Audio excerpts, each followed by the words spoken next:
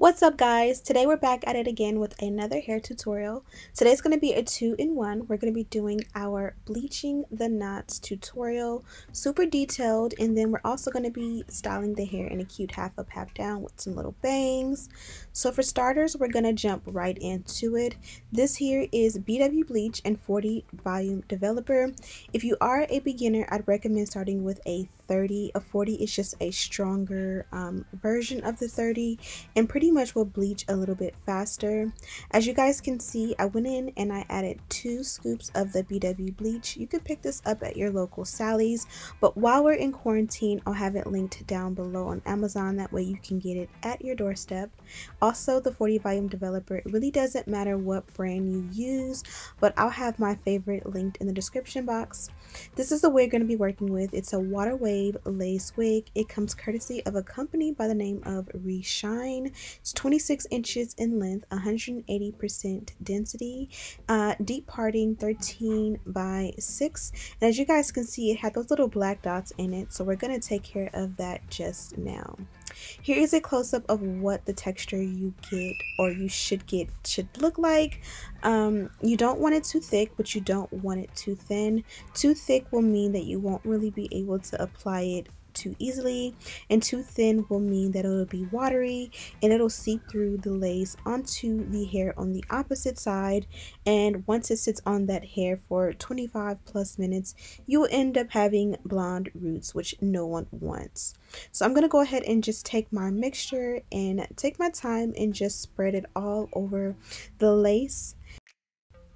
Some people I've seen use a butter knife to spread this. I've done that a few times and I think that technique is cool, but of course, you know, just use what you have at home. You don't have to go and buy like a mixing bowl or anything like that. You can use a plastic butter knife from, you know, your local fast food restaurant and a to-go container, just so that you're not using products from your kitchen. Never use products from your kitchen that you're going to put back in the kitchen.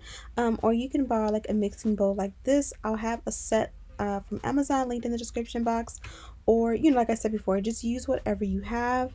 You can also buy the BW bleach in packets. The size that I have is like the huge big salon size.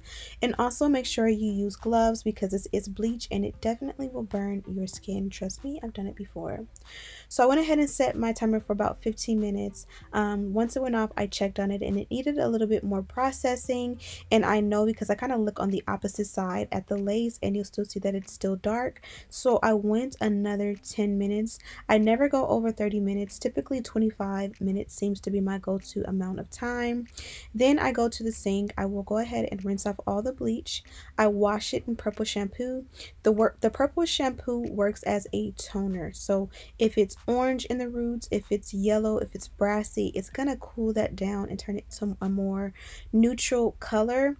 I recommend washing it one time with the purple shampoo, rinsing it out, applying the shampoo again, lather it, let it sit for at least a good 10 to 20 minutes, rinse it out, condition with a moisturizing conditioner to make sure that you kind of restore the moisture to the hair if any has been dried out, and then you can go ahead and style as needed.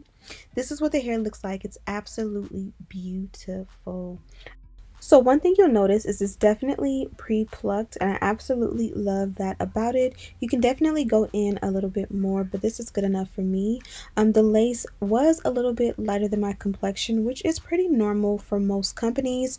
So I'm going to go in and tint the lace to fit my complexion. I just took a concealer and a foundation brush. I dabbed like a small amount along the hairline. This is just so that once I apply the wig and I install it and bond it down, it won't look white, or, you know, it basically will match my skin and make it fit my complexion like a glove. So here I just took a little bit of a holding hairspray. You guys know I love the shapers, and I took my electric hot comb and I went in and just pressed out the hairline.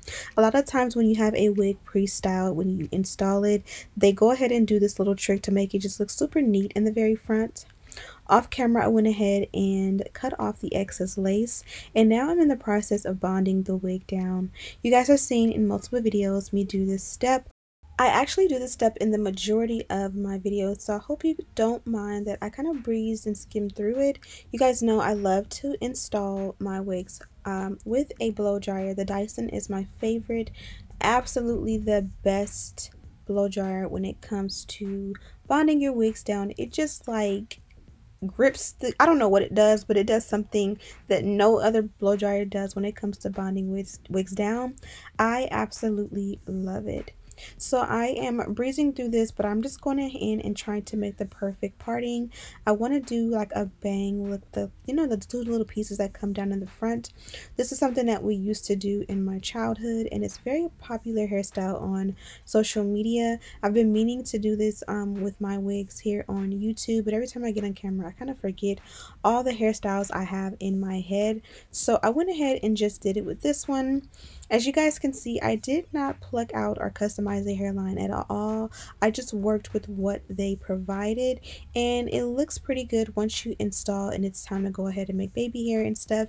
You definitely don't have to, but of course if you want it even more plucked, you can definitely go in and pluck it more. I love the way that it bonded down, and with my bleaching the knots, and also with adding that concealer, I couldn't think of the word, the concealer to the hairline, it blends with my complexion perfectly. That way, this is literally custom color, custom fit, custom everything to me, and hopefully you guys are learning these techniques from me. So when you guys purchase your wigs, they are custom color, custom fit, custom everything for you.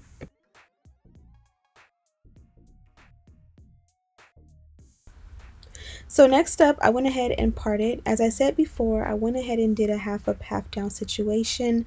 I thought that this would look great with those little bangs I made in the front. You can do a ponytail or you can do a bun. If you rewind back to the beginning, whenever we showed the inside of the wig, then you know that you really can't do ear to ear with this lace, which is a good thing and a bad thing. I feel like when you have a lace closure and this is more of a closure wig, it makes it easier to apply and to maintain. A frontal, you'll be able to part it from ear to ear, but I just find that a little bit more high maintenance when it comes to your daily install.